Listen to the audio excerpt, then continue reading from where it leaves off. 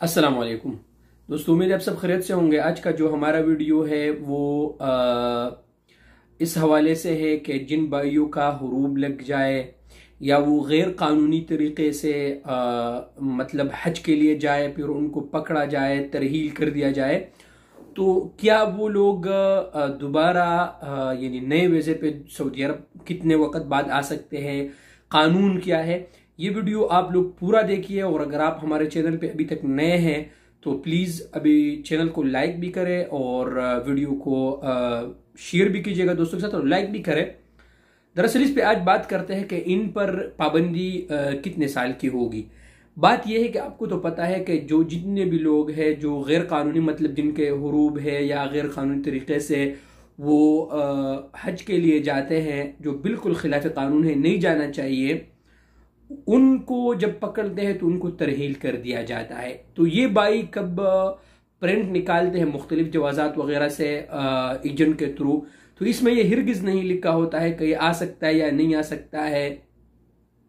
दरअसल आप लोगों ने क्या करना है, मालूम किस तरह करना है कि जिनका हुरूब हुआ है या जिनका हज का मतलब बसमा फिंगरप्रिंट लगा है, तो वो कितने वक्त बाद आ सकता है। आपको एक भाई ने ईमेल भी किया था जवाजात को, तो जवाजात ने उनको कहा कि आप जिस मुल्क में मौजूद हो उस मुल्क में आप सऊदी अरब के सफारत खाने से राबिता करें, वो आपको आपका बेहतर रहनुमाई कर सकता है।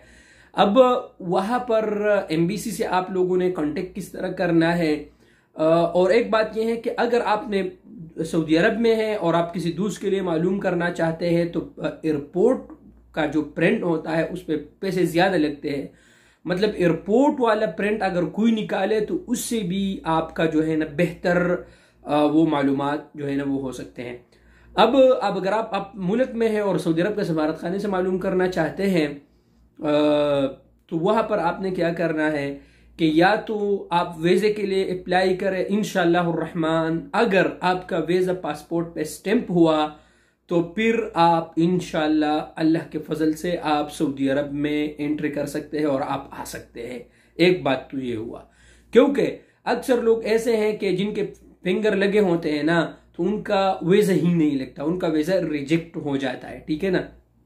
तो बात ये है, अब अगर मैं यहाँ पर हज उम्रा और विजिट वीज़े की बात नहीं कर रहा, क्योंकि अक्सर हज जो लोग ब्लैकलिस्ट है, अगर उनका उम्रे का वीज़ा भी लग गया ना, तो अगर वो एयरपोर्ट पे आए तो उनको वापस भी किया जा सकता है। जैसे कि तकरीबन 4 महीने पहले मुझे इस तरह एक दोस्त ने मैसेज किया था। वो मदीना मुनव्वरा के एयरपोर्ट पे जब उनके लैंड किया उनके जहाज ने, तो जब वो इमिग्रेशन में आया तो उनको वापस कर दिया गया।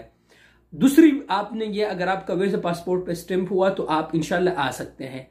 अगर आप इस तरीके से अगर विदाउट वीज़ा आप मालूम करना चाहते हैं तो आप किसी एजेंट के थ्रू भी मालूम कर सकते हैं। उनको अपना इकामा नंबर दे और पासपोर्ट नंबर दे, वो भी मालूम कर सकते हैं। या खुद आप अगर एम्बेसी में जा सकते हैं, अपॉइंटमेंट ले सकते हैं, तो वो भी आपको बता सकते हैं। आप किसी भी तरीके से एम्बेसी से कांटेक्ट करके वो लोग आपका जो है ना बेहतर रहनुमाई कर सकते हैं। जो अगर आप पाकिस्तान, इंडिया, बांग्लादेश सब में हैं तो ये आपके लिए जो है ना बेस्ट ऑप्शन है।